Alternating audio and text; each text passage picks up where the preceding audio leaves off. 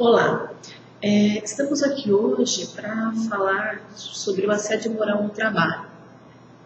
Este assunto merece a nossa atenção porque o número de ações que nós temos percebido na Justiça do Trabalho, ajuizadas, com pleitos de indenizações acerca de alegação de assédio moral no trabalho, tem crescido muito nos últimos tempos. E o objetivo aqui também é falar sobre a importância da prevenção para o empregado e o empregador, a fim de evitar a ocorrência do assédio moral, até porque, caso configurado assédio moral, o empregador ele responderá através do Instituto da Responsabilidade Civil, devidamente embasado pelos artigos 186, 187 e 932 do Código Civil, pelos eventuais danos materiais e morais advindos dessa prática. O assédio moral no Brasil, ele não está ainda previsto no Código Penal. Existe um projeto de lei para inserção de um artigo no Código Penal, mas ainda não se tem isso efetivado.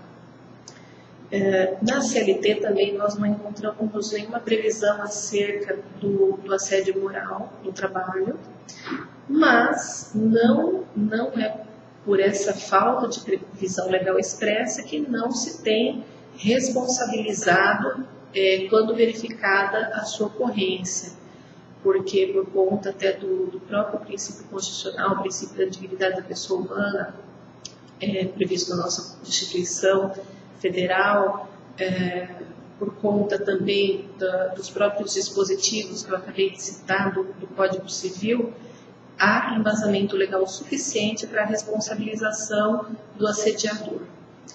A denominação que nós utilizamos no nosso país, no Brasil, é justamente assédio moral. Em outros países nós encontramos expressões utilizadas como mobbing, bullying, mas no Brasil a expressão que se utiliza para essa prática é assédio moral. É importante que se diga que o assédio moral ele corresponde a um processo e não a um ato isolado. O que isso quer dizer? Que para que se configure o assédio moral deve haver uma prática reiterada de atos, por conta do assediador em relação ao assediado. Um ato isolado não configuraria o assédio moral no trabalho. Poderia configurar, se provado, uma situação de dano causado ao empregado. Por exemplo, um empregado que sofre uma ofensa no seu ambiente de trabalho, o superior hierárquico que num dia ofenda verbalmente esse empregado na presença de outros funcionários, e ele se sinta realmente ofendido na sua moral, ele poderá pleitear na Justiça do Trabalho o dano moral por esse ato, mas isso não se configura o assédio moral. O assédio moral, como eu disse, ele se configura por um processo, é um processo que se desenvolve, São práticas reiteradas de perseguições por conta do assediador que vão configurar o assédio moral. A finalidade maior do assédio moral de quem pratica é a exclusão do indivíduo, ou seja, da vítima, do ambiente de trabalho. Essa seria a finalidade maior. Mas também se tem como finalidade de quem pratica o assédio moral, se diz fazer calar. Aquele que assedia, ele às vezes não pretende exatamente no primeiro plano excluir a vítima do ambiente de trabalho, mas fazer com que ela se cale. Então, ele, nessa perseguição psicológica, ele, através desses atos de perseguição, ele pretende fazer com que aquele funcionário chegue à conclusão que realmente ele não é capaz, que realmente tudo que ele faz é errado. Geralmente isso nós verificamos situações de funcionários que questionam muito, Então o assediador ele pretende o quê? Desestabilizar esse funcionário, procurando com esse objetivo então fazê-lo calar. Se fôssemos pensar no conceito sobre assédio moral, nós poderíamos dizer, então, que ele seria uma conduta abusiva, né, que pode se caracterizar por gestos, palavras, comportamentos, atitudes de um modo geral, que atentem, por sua repetição, como eu disse, que não é um ato isolado, contra a dignidade ou integridade psíquica ou até mesmo física de uma pessoa e por conta desse comportamento ameaçando então o emprego ou degradando o ambiente de trabalho dessa vítima. Com relação às características do assédio moral, ele se caracteriza por uma conduta abusiva. O que é abusivo? Porque, claro que o empregador ele tem o seu poder hierárquico e ele pode fazer valer esse poder que ele tem. Né? Então, ele tem todo o direito de exigir o cumprimento das obrigações do contrato de trabalho, porém, ele não pode extrapolar esse poder. Então, toda vez que nós estamos diante de uma conduta abusiva, eu posso estar diante de uma prática de assédio moral. A exigência de metas, por exemplo, desde que devidamente exigida e praticada, não configura assédio moral. Agora, é claro que a exigência de metas, expondo o empregado a uma situação vexatória, né, num processo de perseguição em relação a esse funcionário, com exigência de metas, pode configurar sim uma conduta abusiva. Outra característica do assédio moral é a reiteração da conduta. Como eu já disse, um ato isolado, um ou outro ato, não configura assédio moral. Há necessidade dessa perseguição, dessa reiteração da conduta por parte do assediador. Com relação ainda a características, o dano. Não há necessidade de prova de dano, efetivamente. Para configurar o assédio moral, tem que se provar que houve um dano psicológico. Não, a jurisprudência tem entendido que desde que configurada a perseguição, a reiteração da conduta, né, ainda que não tenha havido um dano psicológico ou um dano físico, a jurisprudência tem deferido as indenizações. E a questão da intencionalidade, que viria também como uma outra característica, se ela se enquadraria ou não como uma característica do assédio moral. A questão da intencionalidade é objeto de discussão na doutrina, porque, na realidade, a maioria da doutrina entende que não há necessidade da configuração da intenção na prática do assédio moral. Isso porque, normalmente, quando se vai atrás de investigar um processo de assédio moral, o assediador, normalmente, ele diz o quê? Não, mas tudo aquilo era brincadeira. Eu fazia aquelas piadas com ele, falava aquelas coisas, mas era tudo em tom de brincadeira, eu não tinha intenção de assediar. Né? Então, o que importa, tem importado, né, para a maioria da doutrina e para a maioria da jurisprudência, né, não é que tenha havido a intenção. Se configurada a prática, a conduta abusiva com a reiteração da conduta, né, e a perseguição psicológica reiterada, se caracterizará do assédio moral no trabalho.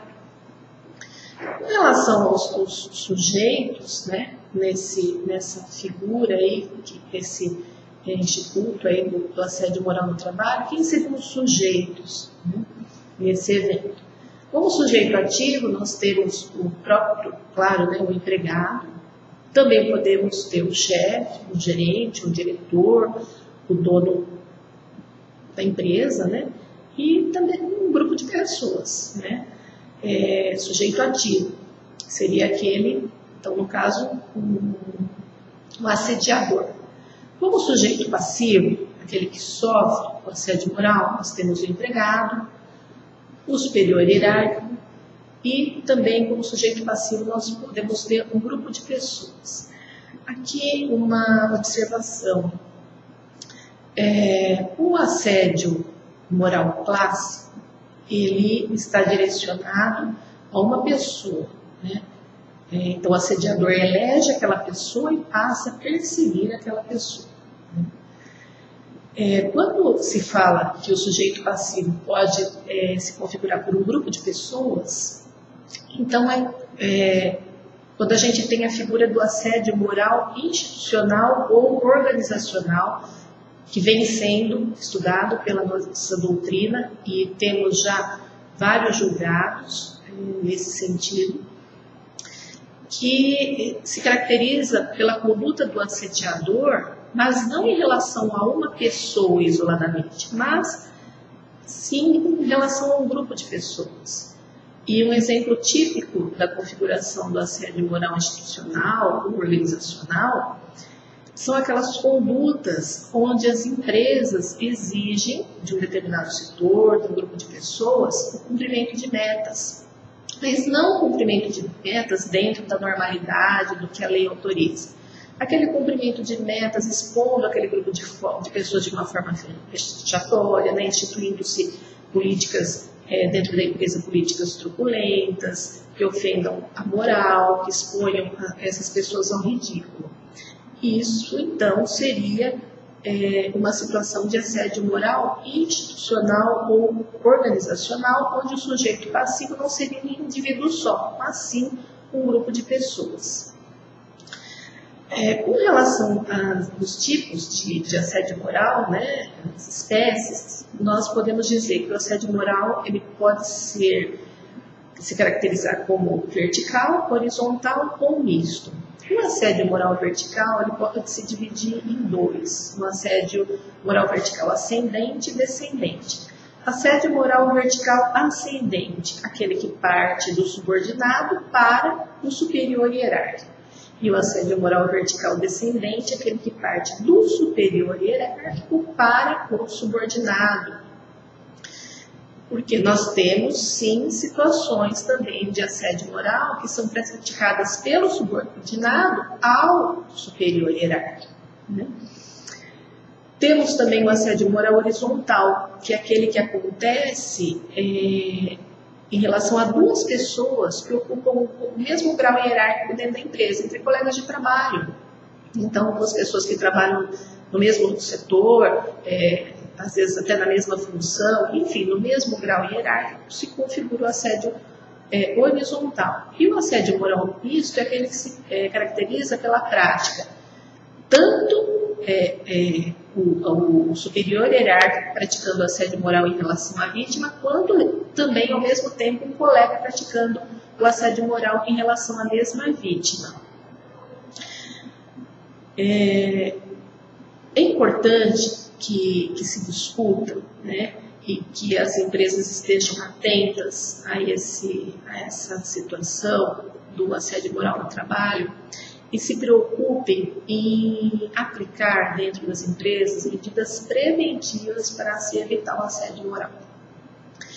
A importância da prevenção é grande, porque quando o empregador realiza um bom trabalho de prevenção, né, e ele está atento a esse tipo de prática, como eu disse, o assédio moral é um processo, então o empregador estando atento a isso, ele pode intervir nesse processo e evitar que esse assédio moral se propague no tempo, resultando em consequências desagradáveis, né, tanto para o empregado quanto para o empregador.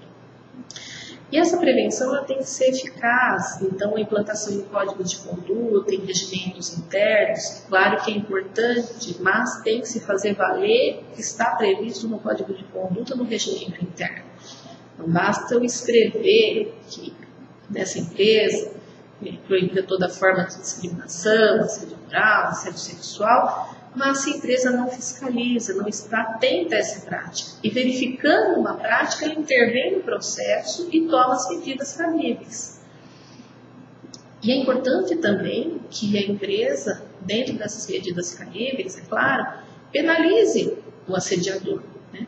Seja aplicando uma advertência a essa pessoa, uma suspensão disciplinar e, por que não dizer, até mesmo a dispensa por justa causa. Então, esse trabalho preventivo é muito importante. E existem várias formas do empregador realizar essa prevenção. E caso prevenção não seja efetivada, não seja realizada, esteja prevista no papel em códigos de conduta, em regimentos internos, mas não seja efetivada, o empregador ele tem que estar ciente das consequências disso. Como eu disse no início da nossa conversa, nós temos dispositivos no nosso ordenamento jurídico que autorizam a condenação do empregador, o Instituto da Responsabilidade Civil, desde que provado eventual dano, né, que configurado o ato ilícito, o empregador vai responder. Seja numa situação onde o próprio empregador esteja praticando o assédio moral, seja numa situação onde o empregado seu esteja praticando. Porque o artigo 932 do Código Civil, ele prevê que o empregador ele será responsável pelos atos de seus empregados ou prepostos, né? Então, nós temos institutos dentro do nosso ordenamento que autorizam a condenação do empregador, seja por ato do próprio patrão ou de seus empregados. Por isso que é muito importante a realização desse trabalho preventivo dentro das empresas.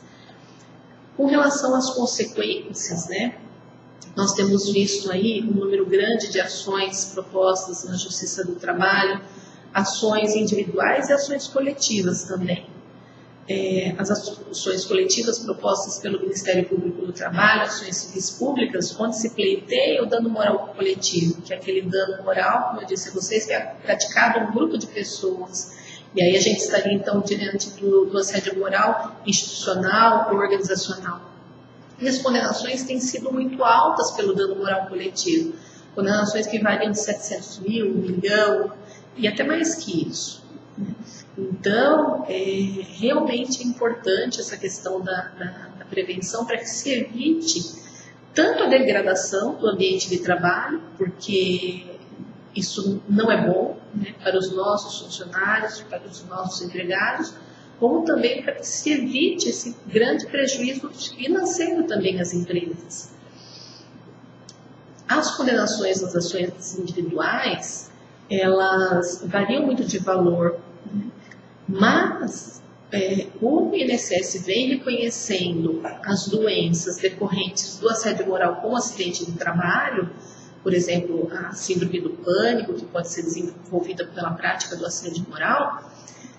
As ações individuais, inclusive, podem reverter em condenações muito altas, né? Por conta da pensão mensal vitalícia, por conta do dano moral que venha a ser condenada essa empresa a pagar. Enfim, o que se espera e o que é importante que as empresas estejam atentas é essa conscientização do que é o assédio moral, das suas consequências, e passem então a exercer esse trabalho de prevenção eficaz dentro do ambiente de trabalho, a fim de que todos ganhem com um ambiente de trabalho saudável. Muito obrigada.